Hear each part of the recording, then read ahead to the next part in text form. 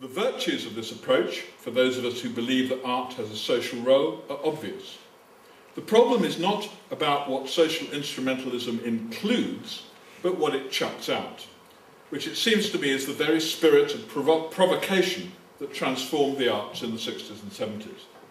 For all its insistence that art is there to challenge as well as cement our social norms, the thrust of the IPPR study is all about meeting the demands of public and private investors for practical outcomes and robust evaluation, an emphasis much more likely to be about cementing than challenging. Ofsted's Peter Muschamp argued that the arts can be particularly effective at enabling pupils to discuss and explore complex social issues such as bullying. I attended a conference of theatre and health education workers driven mad by the requirement by local education authorities that plays on bullying and racism and AIDS awareness have happy endings.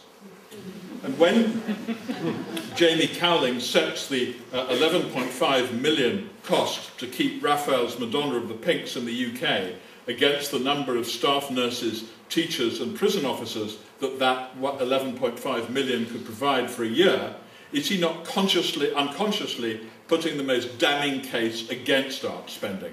That if the arts are just about making people healthier, better educated and less violent, then why not cut out the middleman and give the money straight to doctors, teachers and the police? Thank goodness, in that sense, that this approach has now been rejected as instrumentalism. Truth to tell, the critique of instrumentalism has been rumbling for a while. Virtually the first thing Nick Heitner wrote as the new director of the National was a peroration against a relentless and exclusive focus on the nature of our audience. And in a 2004 paper I referred to earlier, then Culture Secretary Tessa Jowell argued passionately that in justifying the arts on the basis of their contribution to an economic or social agenda, we devalue their primary purpose, which is to communicate perceptions about the human condition that can be communicated in no other way. For Jowell, art should be seen as neither in terms of its, only of its instrumental benefits to other agendas, but nor as a fallback after the important things, work and paying taxes, are done. She describes the capacity to access demanding works of art as a sixth sense, and the lack of that capacity a sixth giant for progressives to slay, along with want, disease, ignorance, squalor and idleness. Taking this further, Jonathan Jowell's successor, James Purnell, proudly announced the end of targetology, trumpeting the art's intrinsic rather than instrumental values. And it was Purnell who commissioned Brian McMaster's Supporting Excellence in the Arts, subtitled, of course, as Jonathan pointed out, significantly, From Measurement to Judgment, which clearly represented a shift in emphasis away from the interests of the arts consumer back to the producer. McMaster's insistence that excellence consists of innovation and risk-taking echoes the very spirit of that high modernism from Ezra Pound's Make It New onwards, which 80s consumerism sought to dethrone. His proposal to increase the number of artists on boards and promote peer review assessment puts funding decisions in the hands of arts producers rather than bureaucrats. His advocacy of arts education by artists transfers interpretive power from audiences and critics to practitioners. Assessing how audiences respond to arts events is sidelined as a complex issue. Even the section on promoting diversity concentrates entirely on the diversity of arts practitioners rather than their audiences. True, McMaster proposes that everyone can go to the arts free for a week, but what they see there will be defined by the professionals. I've got a lot of time for this. While I sympathise with the populist, consumerist critique of some of the more impenetrable products of high modernism, the pendulum had clearly swung far too far the other way, intimidating the innovative, the experimental and the provocative in the arts as effectively as consumer power intimidated experimental producers at the BBC. It's hard not to feel invigorated by Jowell and McMaster's robust defence of the patrician principles which inspired the foundation of the Arts Council all those years ago. But my own fears began to surface early. James Fenton's equally muscular response to Tessa Jowell's paper in The Guardian provoked in me a mirror image of the reservations I feel about the IPPR report. Is instrumentalism really a social democratic version of Stalinism, as Fenton claims?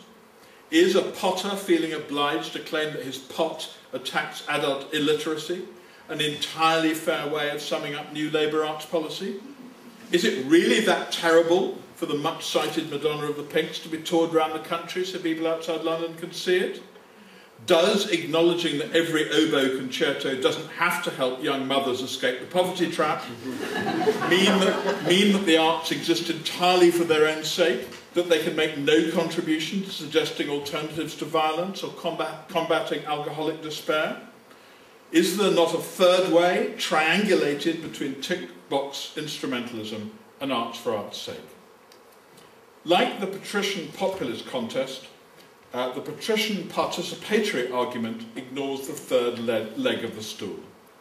When Tessa Jowell defends the role of the arts in defining and preserving our cultural identity, of the individual, of communities, of the nation as a whole, she underplays the fact that through most of the last 50 years, art has been properly concerned not to preserve national identity, but to question it.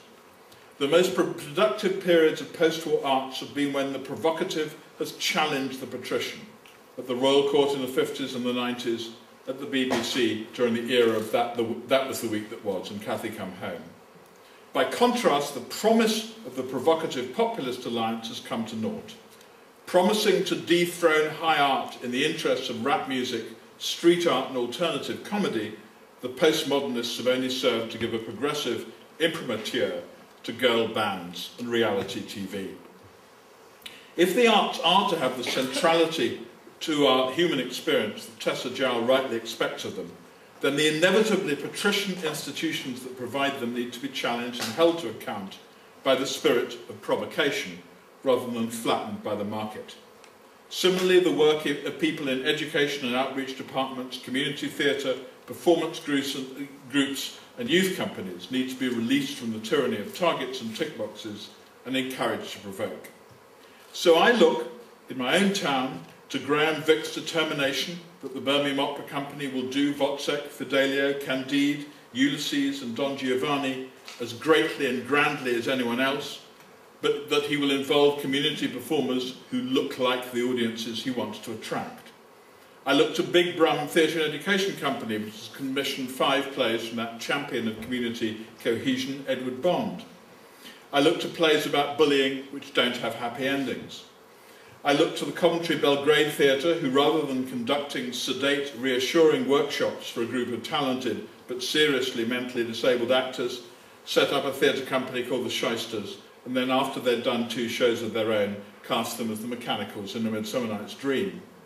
I'm sustained by the fact that it's possible, via an outreach programme called Borderlines, for young criminals to be sentenced to the new Victoria Theatre, Stoke-on-Trent.